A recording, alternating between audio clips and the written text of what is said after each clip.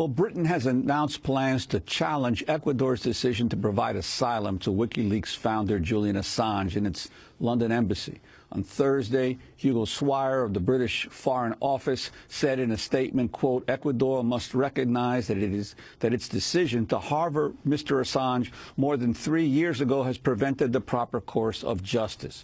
Swire also said the $18 million price tag for policing the Ecuadorian embassy during Assange's residency is, quote, unacceptable to the British taxpayers. In response, Ecuador's foreign ministry released a statement saying it is saddened Assange's confinement has lasted so long, adding that its government has offered 31 times to facilitate an open judicial process in Sweden.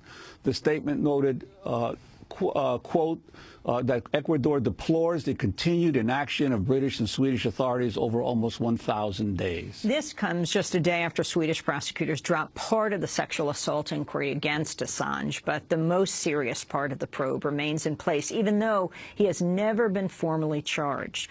The announcement was made as the statute of limitations ran out on 3 parts of the investigation. On Thursday, Julian Assange's Swedish attorney, Thomas Olsson, welcomed the news, but criticized how the prosecutors have handled the case. The decision was expected, since the statute of limitation has run out. But of course, it's deeply regrettable that it has come this far, and it raises a whole lot of questions about how the prosecution has dealt with the case. The reason we're in this situation is that the prosecutors haven't for several years accepted Julian Assange's offer to be interviewed at the embassy, and no reasonable reason has been given for their position. According to the defense, this preliminary investigation should have been closed, in all its parts, a long time ago, and we're convinced this would have been the case if the prosecutors would have carried out the interrogation and heard Julian Assange's version. Julian Assange has been holed up in the Ecuadorian embassy in London for more than 3 years, where he's received political asylum. He fears, though, if he were to return to Sweden for questioning, that he would be extradited to the United States to face prosecution for his role as WikiLeaks founder if he leaves the Ecuadorian embassy. Both Ecuador and Sweden accuse the other of delaying a possible Swedish police interview with Assange inside the embassy. Sweden has never charged him with any crime. For more, we're joined now by Carrie Shankman, First Amendment and human rights lawyer, who, along with Michael Ratner and the Center for Constitutional Rights, is representing WikiLeaks founder Julian Assange. Carrie, can you explain the latest? First, that a number of the, you can't say charges against Assange have been dropped because he's never been charged, but that the these charges, that the allegations have expired.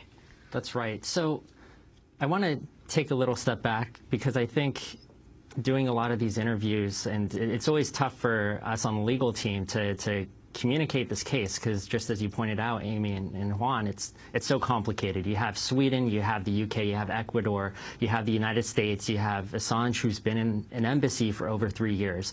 The situation is completely unprecedented. But I think actually this case is very simple. And the reason it's simple is because Assange has been offering a simple solution for nearly 5 years. And that is, 1, question him.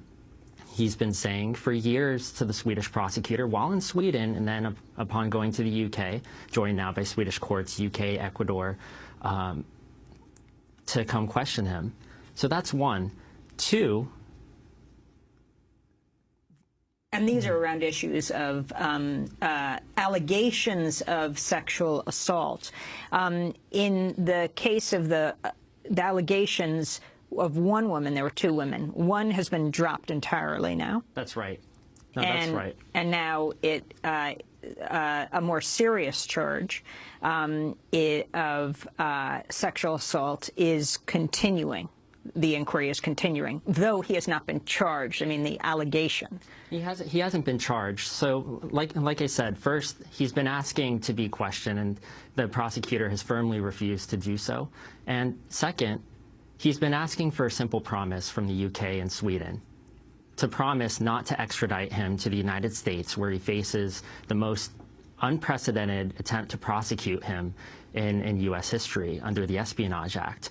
Now, yesterday, the United Kingdom made a statement criticizing Ecuador, basically blaming them for the situation, which was completely outrageous because Ecuador has every right to give Assange asylum. The institution of asylum is as old as civilization itself. And the UK and Sweden both, in fact, recognize diplomatic asylum when it benefits them. There's precedent for this. So it's outrageous for them to say that they don't recognize his asylum. But what are the implications now for his possible freedom in the future in terms of this last remaining allegation that still must have a run of its statute of limitations? Right. Well, our position is all along has been that this allegation needs to be dropped once and for all. It is positive that 3 of the 4 dropped yesterday, but that wasn't because of anything the prosecutor did.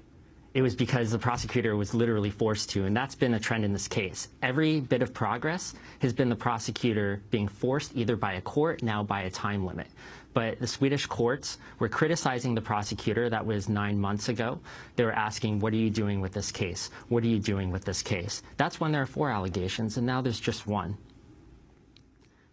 Ultimately, this case is about the United States. And like I said, there's an active and ongoing national security prosecution against Assange and WikiLeaks on account of publication of classified material since 2010. This was confirmed just in March by a U.S. federal court.